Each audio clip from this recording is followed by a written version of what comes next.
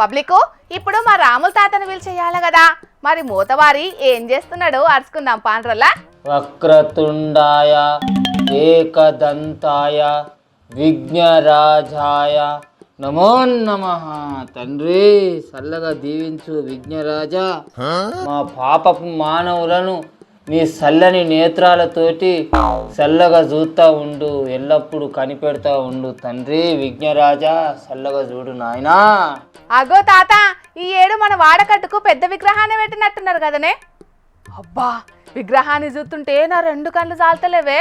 నిగ్రహం లేని పూజలు చేసే మా గయాలి గంప మా మనవరాలు మీనాస్కి కూడా 3 తిట్లు 6 ఆశీర్వాదాల లెక్క.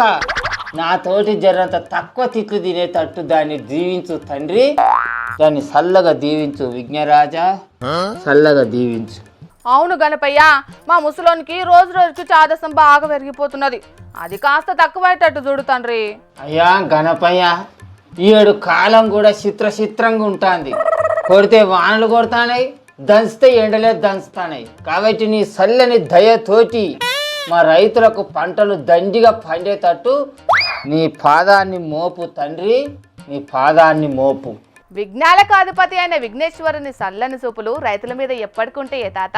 అయ్యా తండ్రి గణపయ్య, మనల్లా మన ముచ్చట ఇంకొకటి ముచ్చట చెప్తా కానీ మరి అది నీ మనసులనే ఉంచుకో తండ్రి. మళ్ళీ ఎవరి చెవుల ఊదకు సుమా, ఎందుకంటే మంది అందరు నా మీద దుమ్మెత్తిపోతారు. నువ్వు ఎలుక మీద హైదరాబాద్ వాడకట్టల పొంటి ఊరేగేటప్పుడు జరంతా పైరంగా చూసుకొని తిరుగు. ఎందుకంటే ఈ వానలు వరదలు చేయబట్టి హైదరాబాద్ తొవ్వలన్నీ చెరువులు కుంటలు లెక్కనే అయినాయట. ఏడ ఏ పొక్కున్నది కూడా తెలియదు మరి. ఎందుకంటే మరి నువ్వు పైలంగా ఉండాలి, నాకు అదే చాలు. ఓ ముసలాడా, ఆ ఏకదంతుడు ముల్లో కాలు తిరిగేటాడు, ఆయనకే జాగ్రత్తలు చెప్తున్నావా? ఎక్కడ ఎట్లా తిరగాలను ఆయనకు మాగా తెలుసు గాని నువ్వై తూకోయిగా. అయ్యా గణపయ్య, నాదొక చిన్న ఇన్నపం తండ్రి. ఏంటిదో అడుగు, మళ్ళీ అనుమానం ఎందుకు పడుతున్నావు ముసలోడా? 6 గ్యారంటీలను అడ్డం పెట్టుకొని మా చేయిపాటి సర్కారు గద్దెనెక్కిన 100 రోజులలోనే ఆ 6 గ్యారంటీలను అమలు పడతామని అన్నారు. అయినా ఇప్పుడు సర్కారు అధికారంలోకి వచ్చి ఏడాది అర్థం దాటుతుంది. అయినా ఎక్కడేసిన గొంగడి అక్కడనే అన్నట్టు ఉన్నది స్వామి. దానికి గణపయ్య ఏం చేస్తాడు ముసలోడా? మా ముఖ్యమంత్రి రేవంత్ సారు మనసు మార్చేటట్టు మీరు చేసి, ఆయన కరుణ కటాక్షాలు మా ప్రజల మీద కలిగేటట్టు చేసి 6 గ్యారంటీలను అమలు పరిచే ప్రయత్నం చేయుర్రి గణరాజా, నీకు దండం పెడతా. దాంట్లో ముఖ్యంగా 1 గ్యారంటీని మాత్రం మీ నవరాత్రులు అయిపోయే లోపట అమలు పరిచేది ఉంటే వచ్చే వినాయక చవితి నాటికి 2 కిలోల లడ్డు మీ చేతులు పెట్టి మీకు పాదాభివందనం చేసుకుంటా. గణనాయక గణరాజా తండ్రి వక్రతుండాయ. అగ్గో, దాంట్లో అతి ముఖ్యమైన గ్యారంటీ ఏంటిదో చెప్పరాదు ముసలోడా? మళ్ళేందో దాయబడుతుంది.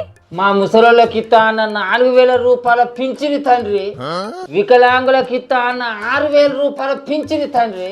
అది జల్లిన అమలు పరిచేటట్టు రేవంత్ సారు మనసును మార్చుర్రి తండ్రి గణనాయక.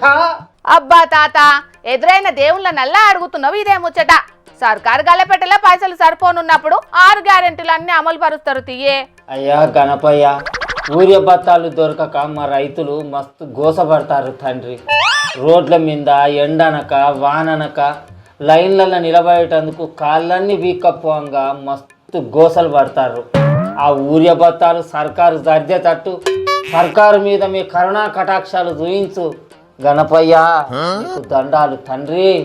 ఇదైతే వాస్తవమేనే తాత. బువ్వ పెట్టేటోనికే బువ్వ కరువు అన్నట్టు అన్నం పెట్టే రైతన్న యూరియా బస్తాల కోసానికి మస్తు తిప్పలు పడుతున్నాడు. అయ్యా గణపయ్య, వచ్చే 3 ఏళ్ళు కూడా మా చేయిపాటి సర్కారు మంచిగా పాలించేటట్టు చూడుర్రి. సందుల్లో సడేమియా అన్నట్టు మా వాళ్ళకు నడవనే మా వాళ్ళు పుల్లలు పెట్టుకొని పంచాయతీలు పెట్టుకుంటారు. అసలు ఆ పుల్లలు పెట్టేటోళ్ళు ఎవరో వాళ్ళు అంతు చూసి మాకు మీ ఆశీర్వాదం ఎప్పటికి ఉండాలి గణపయ్య.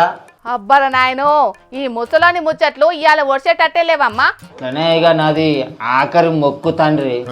మా మనవరాలు మీనాస్కి ఈ 7 లగ్గం చేద్దాం అనుకుంటాను. మంచి సంబంధం ఏదైనా ఉండేది ఉంటే మాకే ఎదురు బయటట్టు చూడేది. కట్నం ₹1 ఎక్కువైనా మంచిదే తండ్రి. అవసరమైతే నా 20 గుంటల పొలాన్నైనా రాసిస్తా. నీ ఆశీర్వాదం మా మనవరాల మీద ఉండాలి తండ్రి. అన్ని మొక్కులు పోయినాయి, ఇక నా మీద పడేడుస్తున్నావు ముసలాడా. ఆయన ఇప్పుడు నా పెళ్లికి ఏమెత్తిపోయిందని నా గురించి మొక్కుతున్నావు చెప్పు. స్వామి వినాయక, ఇప్పటి వరకు నేను ఏది చెప్పినా విన్నావు, నా మొక్కు ఏదైనా కూడా దాన్ని ఆలకించినావు. కానీ తండ్రి, నేను ఏది చెప్పినా కూడా పెడచెవున పెట్టే ఈ మిడిగుడ్ల దాని చెవులు వినబడకుంటారన్న చెయ్యి, లేకపోతే దాని నోరన్న పడిపోయేటట్టనే చెయ్యి తండ్రి, లేకుంటే నన్ను అది కేలే చేతలేదు తండ్రి అంటున్నావు. అయ్యా రాములు గారు, నీ తెరువుకు వచ్చుడే నా బుద్ధి తక్కువ. నీ పూజ లేదో నువ్వు చేసుకో, నా వార్త లేదో నేను చదువుకుంటా పోయిగా. చదువుకో, మరి నా తెరువుకి ఎందుకు వస్తాను చెప్పు. గజానన గజానన గౌరీ తనయ గజానన గజానన పొరగాను చూసా, భజన చేద్దాం రారా అని అంటే ఎవడు అత్తలేదు తండ్రి. ప్రసాదం పెట్టే టైంకి అయితే లైన్లు కట్టుకుంటూ వస్తాళ్ళు. ఈ కాలం పూరగాళ్ళే గట్లున్నారు. ఏమనంటే డీజే పాటలు పెట్టు ఎగురుతామని అంటాళ్ళు తండ్రి అంటాను. ఏం చేయాలి, కాలం ఎట్ట తయారైపోయింది.